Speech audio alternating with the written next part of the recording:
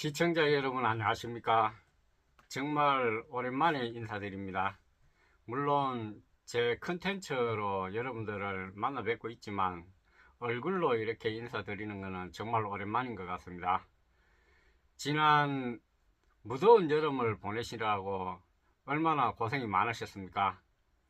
이제 시원한 가을을 넘어서 아침 저녁으로 쌀쌀하기까지 합니다. 가을도 깊어가고 있습니다. 건강에 유의하시기 바랍니다. 오늘은 제가 정말 여러분들께 말씀드리고 싶은 것은 지난 7월 31일에 발표되었던 농식품부 체리형 쉼터 이 정책에 대해서 올 12월에 시행이 된다 그러는데 체리형 쉼터 이 문제에 대해서 궁금해 하시는 분들도 많을 것 같고, 또 어떤 규제와 또 체리형 쉼터 앞으로 전망 이런 것을 한번 말씀드릴까 하는데요. 여러분들 보시는 이 뒤에 배경이 좀 어떻습니까? 전에보다는 좀 나아졌는지 모르겠습니다. 나름대로는 좀 신경을 썼는데 여전히 부족하다고 느끼시는 분들도 있으리라고 생각합니다.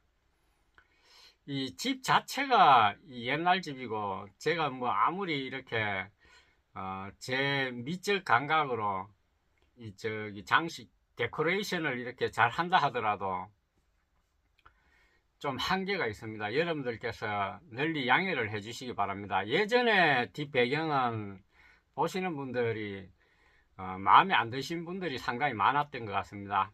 무슨 무당집이니 전혀 어울리지 않는다, 홍동심 TV 컨텐츠 정체성하고 맞지 않는다, 이렇게 지적하시는 분들이 많았는데요. 그래서 좀 이 가구 같은 거 배치를 새로 좀 했는데 어떤지 모르겠습니다. 저도 근래에 적당한 집을 하나 구해서 이사를 가볼까 이런 생각을 하고 열심히 찾아봤는데요. 이 집을 찾는다는 게 이게 쉬운 게 아닙니다. 저는 단순히 집을 잠자고 먹고 숙식을 해결하는 그런 공간 차원 이상으로 생각하기 때문에 더 어려운 것 같는데요. 뭐 그렇다고 제가 큰 집에 잘 지어진 비싸고 화려한 럭셔리한 이런 집을 찾는 것은 결코 아닙니다. 오히려 그 반대이기 때문에 더 어려운 것 같습니다. 가격 문제를 떠나서 저는 작은 집을 선호하기 때문에 작고 그리고 홍동심 TV가 지향하는 그런 정체성과 잘 어울리는 그런 집을 찾으려다 보니까 정말 힘듭니다. 집 찾는 게. 제 집을 갖게 되면은 좀 더 여러분들께 이 배경이라든가 주변 환경 같은 것을 여러분들이 좀 보시기에 잘 정돈된 그런 모습으로 이 라이브 방송도 하고 싶은데 그런 게 한계가 있다는 것을 좀 이해해 주시면 고맙겠습니다. 제가 사실은 저번에도 한번 그 소개를 드렸는데요. 지리산 쪽에 이 자산관리공단에서 땅을 한 대지 70평은 좀 안 되는 것 같고요. 60몇 평을 이 대부를 5년 동안 20만 원을 주고 대부를 해가지고 사용하고 있는데, 체류형 쉼터 얘기가 나왔기 때문에 제가 근래에 있었던 경험을 말씀드리고자 하는데, 결코 오늘 이 말씀을 통해서 뭐 어떤 사람을 곤란하게 하거나 입장을 곤란하게 하거나 그런 의도는 추호도 없습니다. 또 제 유튜브는 뭐 누누이 이렇게 말씀드렸다시피 제 개인적인 채널이라고 생각하지 않고 공공성이 있는 그런 채널, 뭐 30만 명이 구독자가 넘으니까 성격을 저는 그렇게 생각하고 있는데요. 하지만 오늘은 제 개인적인 얘기를 조금은 해야 될 것 같습니다. 왜냐하면 체류형 쉼터 문제하고도 전혀 관련이 없는 문제도 아니고, 여러분들께서도 좀 참고를 하시면 도움이 될 만한 그런 내용이 아닌가 해서 소개를 드릴까 하는데요. 지리산의 대부한 땅 대지 70평 조금 안 되는데 70평 정도로 하겠습니다. 그 땅에다가 제가 작은 작업장을 하나 지어서 지내볼까 해서 땅을 70평 정도 자산관리공단에서 대부를 해서 근래에 제가 이 건물을 하나 짓고 싶어서 이 청량도 하고 또 실제로 건물을 짓는 이 목조주택을 잘 짓는 제 구독자 한 분께서 건물을 이렇게 잘 지어 주시려고 의사를 이렇게 비쳤기 때문에 그분을 한번 초대해서 견적을 제가 다 받았습니다. 그래서 지지난주인가 견적을 받아가지고 며칠 있다가 이제 공사를 하기로 이런 생각으로 작은 건물을 하나 짓고 싶어서 이렇게 했는데 뭐 행정적인 절차 같은 게 또 필요할 것 같아서 제가 진주 자산관리공단에 이 전화를 드려서 행정적인 절차를 알아보려고 했습니다. 그래서 대부한 땅에 작은 건물을 하나 짓고 싶다고 말씀드렸을 때 뭐 담당하시는 분인지 아니면은 거기 간부님이신지 제가 잘 모르겠지만 대부한 땅에는 어떤 건물도 지을 수가 없다 이렇게 단호하게 말씀을 하셨습니다. 저는 상당히 좀 언짢았던 게 제가 이 땅을 대부하기 위해서 자산관리공단에 찾아가서 직접 확인한 내용이 있었기 때문입니다. 그것은 건물은 크기 사이즈에 상관없이 얼마든지 지을 수 있다. 다만 나중에 대부한 땅이기 때문에 건물이 뭐 대부 기간이 끝난 후에 이 상황을 대비해 가지고 예치금을 건물 사이즈에 비례해서 예치금을 이 공탁을 해야 된다. 이런 내용으로 이런 취지로 저는 분명히 설명을 들었고 또 지금까지 그렇게 알고 있었습니다.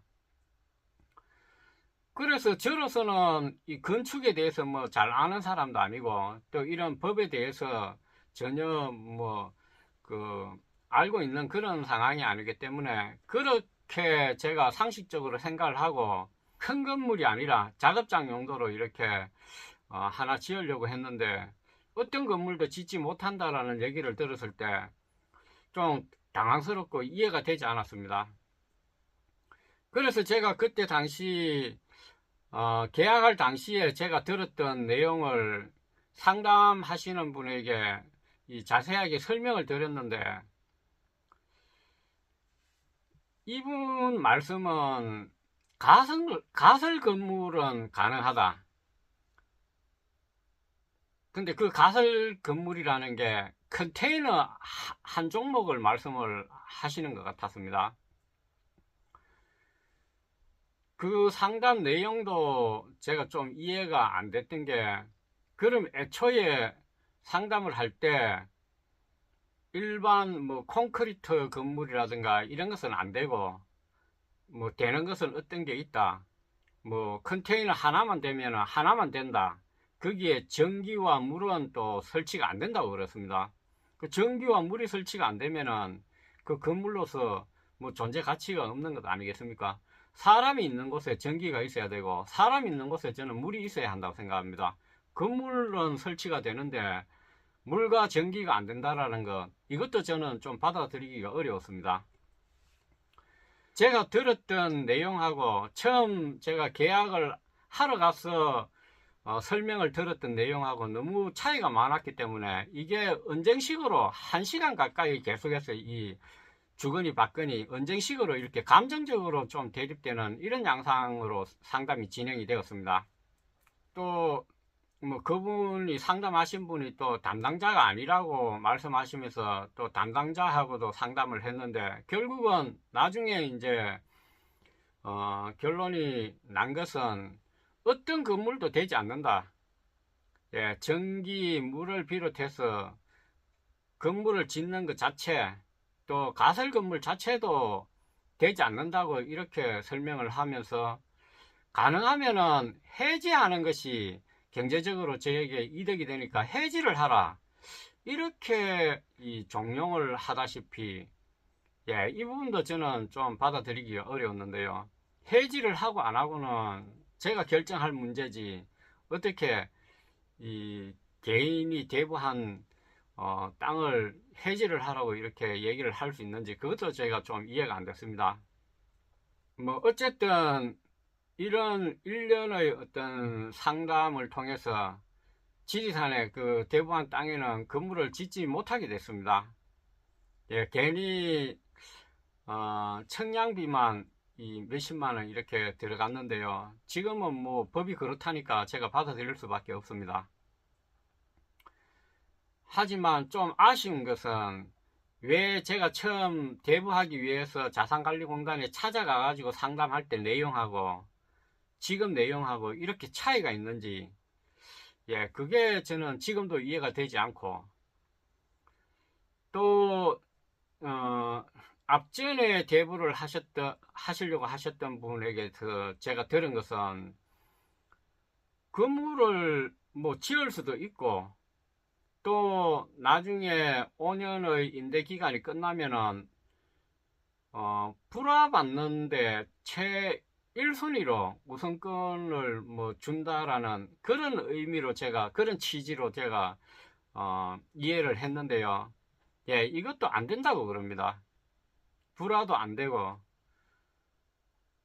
만약에 제가 대부를 신청하기 위해서 찾아갔을 때 건물을 짓지 못한다고 이렇게 상담을 받았다면은, 그 자리에서 아마 제가 계약을 하지 않았을 수도 있었을 것입니다.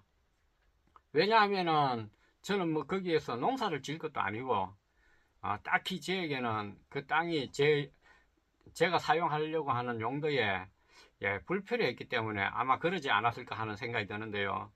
지금 와가지고 이렇게 상담자에 따라서 차이가 있는지, 아니면은 상담자는 같은데 시기에 따라서 이렇게 차이가 있는지, 무슨 법이 변경됐는지 좀 받아들이기 어려운 일이 있었습니다. 이 문제는 제 개인의 어떤 이해관계가 걸려 있는 문제이기 때문에 말씀을 안 드리려고 하다가, 오늘 드리려고 하는 이 체경 쉼터 관련해서 말씀드리고자 하는 부분하고도 조금은 연관성이 있기 때문에 여러분들께 잠시 이렇게 소개를 드렸습니다. 또 제가 지리산에 이 작업장을 짓겠노라 여러분들께 한번 소개를 드렸던 부분이기 때문에 이렇게 진행이 되었다라는 것을 뭐 보고 차원에서 말씀드립니다. 시청자 여러분, 오늘은 체리형 쉼터 관련 말씀을 좀 더 드리고자 하는데요. 영상 자료를 보면서 제가 여러분들께 이 체리형 쉼터가 어떻게 진행되고 있는지, 또 앞으로 전망까지 시원하게 한번 말씀을 드리도록 하겠습니다. 우선 체리형 쉼터 이 개념 보도 자료가 농식품부에서 지난 7월 31일에 나오고 난 이후에 많은 유튜브라든지 언론에서 보도가 많이 되었기 때문에 이 도입 배경이라든지 필요성, 또 도입 목적, 예, 이런 것을 많이 알고 계시리라 생각합니다. 제가 살고 있는 주변에 이 농막, 가을 거지가 한창 중인, 예, 시골 마을에 제가 나왔는데, 예, 작은 농막들이 많이 이렇게 활용되고 있다라는 느낌은 안 듭니다. 이게 아무래도 농막은 규제가 심하고, 또 크기에서도 한계가 있고 시설도 한계가 있고 또 숙박도 되지 않다 보니까 이 농막 자체는 활용이 그다지 많이 되지 않는 것 같습니다. 예, 이런 이유 때문에 도시에 있는 젊은 분들, 뭐 꼭 젊은 분뿐만 아니라, 예, 시골로 이렇게 귀농 귀촌을 하려고 하는 분들을 위해서 시골 경제도, 이 지역 경제도 활성화시키고, 또 귀농 귀촌 하시는 분들의 이 편의성을 위해서 체리형 쉼터를 도입한다. 뭐 개념은, 이 도입 배경은 이렇습니다. 지난 7월 31일 이 발표된 보도 자료에 구체적인 가이드라인이 잘 나와 있기 때문에 시청자 여러분들께서도, 예, 쉽게 찾아볼 수 있습니다. 몇 가지 짚어볼 대목이 있는데, 시설 규모입니다. 농막은 데크를 포함해서 20제곱미터 밖에 되지 않아서 이 현실성이 없었습니다. 하지만 체리형 쉼터는 33제곱미터, 여기에다가 데크, 화장실 정화조는 제외됩니다. 그러니까 실제로는 10평 이상, 한 20평 가까이 되는 셈입니다. 여기에다가 일면에 주차장도 허용한다고 그럽니다. 그러니까 농막보다는 훨씬 이 편의성이라든지 크기에서 꼭 필요한 사람들의 요구를 많이 반영했다, 진보되었다고 할 수 있습니다. 또 이게 건축법상 일반 건축물이 아니라 가설 건축물이기 때문에 매력적인 세금 혜택도 많습니다. 1가구 2주택에서도 제외가 되고, 또 양도소득세, 종합부동산세 등등 비교적 부동산 규제에서도 자유롭다고 할 수 있습니다. 또 가장 큰 메리트라고 저는 생각하는데요. 농지 전용 허가 없이 설치가 가능하다. 이게 가장 큰 저는 메리트로 이렇게 다가옵니다. 이런 내용들을 보고 저는 개인적으로 한영의 입장을 여러 번 이렇게 밝혔는데요. 지역 경제에도 상당히 도움이 될 것 같고, 또 기농 기촌 인구도 많이 유입이 될 것 같고, 또 지역 지방 도시 인구 감소 문제도 일정 부분 기여를 하지 않을까 하는 생각도 합니다. 또 농지를 최대한 활용할 수 있는 부가가치를 높일 수 있는 그런 장점도 있다고 생각합니다. 여기에다가 그동안 거의 불법적으로 숙식 용도로 활용되던 농막도 양성화 시킬 수가 있는 그런 장점도 충분히 있다고 생각합니다. 이렇게 장점이 큰 만큼 또 살펴보니까 규제도 좀 있는 것 같는데요.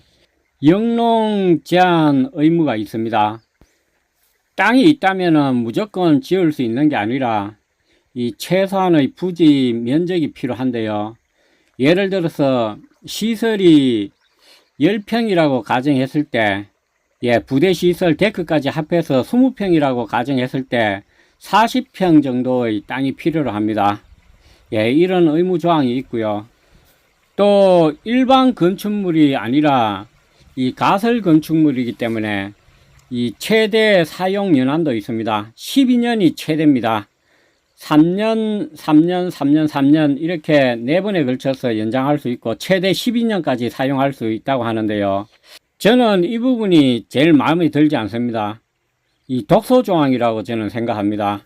물론 건축법상 규제가 그런 것 같습니다. 하지만 법이라는 것은 지킬 수 있는 현실적인 법이어야 한다고 생각합니다. 12년 최대 사용하고 그러면은 그 후에는 어쩌자는 건지 모르겠습니다. 다 철거를 하고 우리나라 건축 자재가 집을 지으면은 이 시설을 지으면은 12년 후에 수명이 다 하는 것이 아닐 것입니다.